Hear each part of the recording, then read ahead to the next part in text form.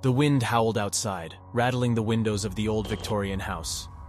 I was alone, sitting in the dimly lit living room, engrossed in an old book. The house was filled with antique furniture, dusty cobwebs, and an eerie silence that sent chills down my spine.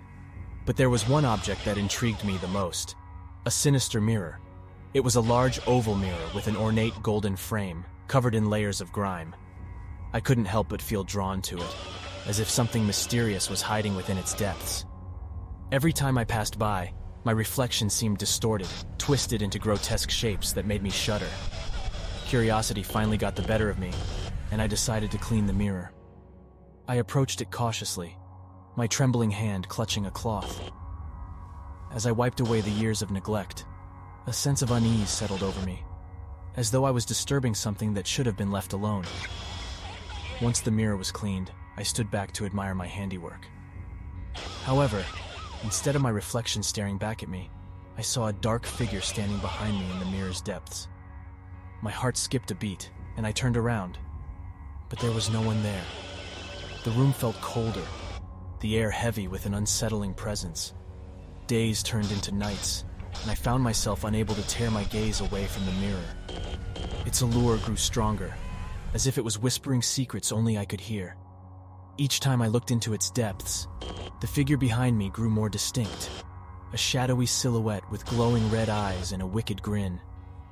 Sleep eluded me, haunted by nightmares of the figure in the mirror.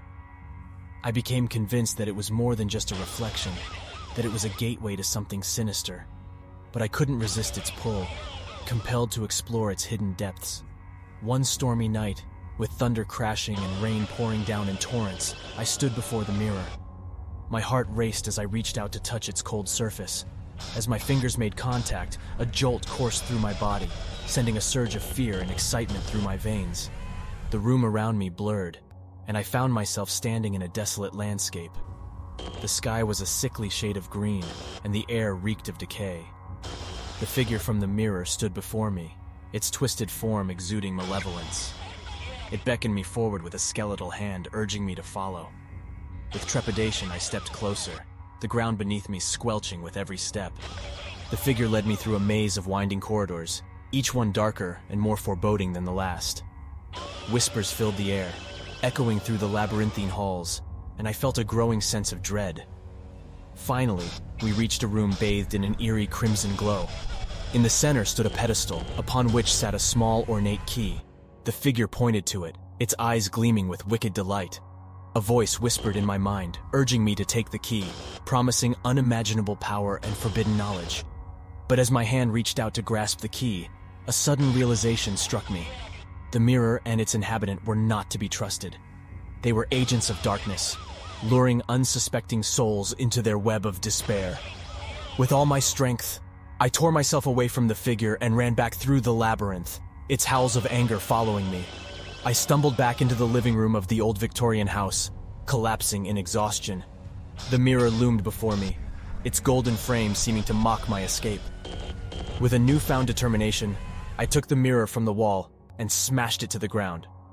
Its shattered pieces lay scattered across the room, the darkness contained within its depths now unleashed. I watched as the shards turned to dust, dissolving into nothingness. The house felt lighter. The oppressive atmosphere lifted. I knew I had escaped the clutches of the sinister mirror, but I also knew that its influence would forever linger in the corners of my mind.